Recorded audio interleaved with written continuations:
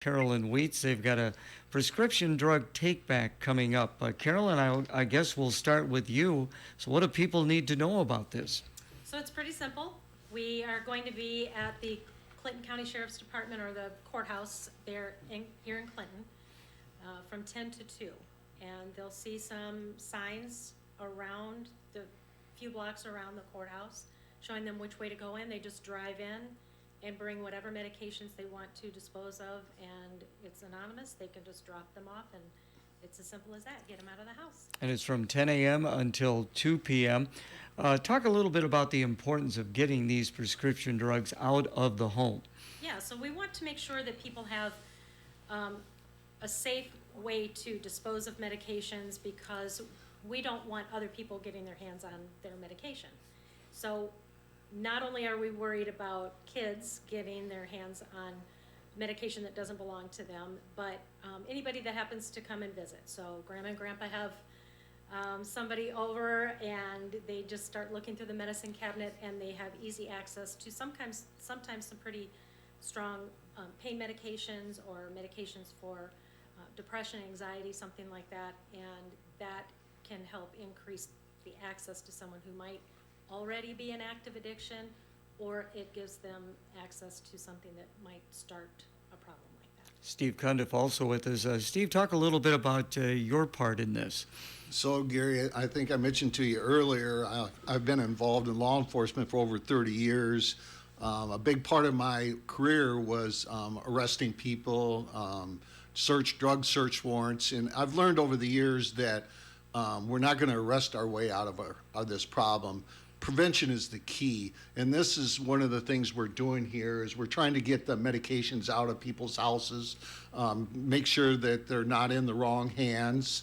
Opioids is very addicting. We're losing over 100,000 people a year in this country to fentanyl and opioids and stuff like that. And a lot of times, Gary, it starts right there in that medicine cabinet with those prescription pills. And we definitely don't want kids getting their hands on these prescription pills and mixing them with other prescriptions, because they don't understand sometimes how deadly those pills can be once they start mixing them.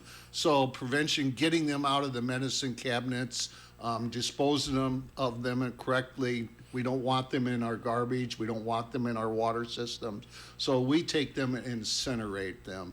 So that's the proper way to get rid of them. And we also, this time of year, Carolyn and CSAC, it's education, getting these medications out of the cabinets and dispose of them the right way.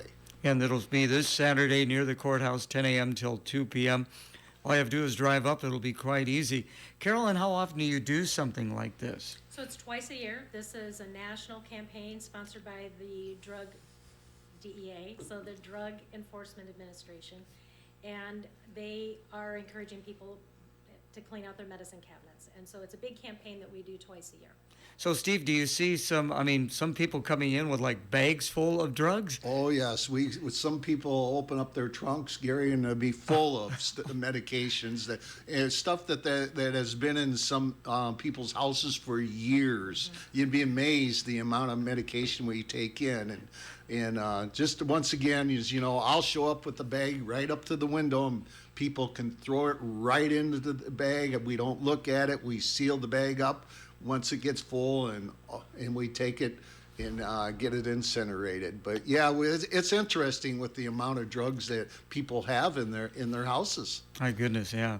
So again, thank you both for stopping in today. Carolyn, any final thoughts about what is going to be coming up on Saturday? No, just they do not have to take their medications out of the bottle or anything. They just bring it in the bottle. Also, we're taking vapes. So when people want to get rid of vapes, they're old, expired, they're done vaping or whatever, however they want to get them out of the house, just bring them and we'll take care of it. And Steve, do you get some questions sometimes from the people when they pull up? Yeah, there's some questions. One thing Carolyn didn't mention, I want to mention too, is we don't take needles.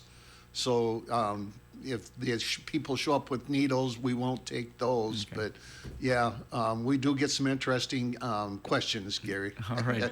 So, Again, thank you both for your time. Again, it'll be coming up Saturday, 10 a.m. till 2 p.m. near the courthouse. And again, just simply drive on up. Thank you both for coming in today. thank you, Thanks so much for Gary. having us. Are you ready for the good life? Sarah Harding is a nonprofit independent senior living facility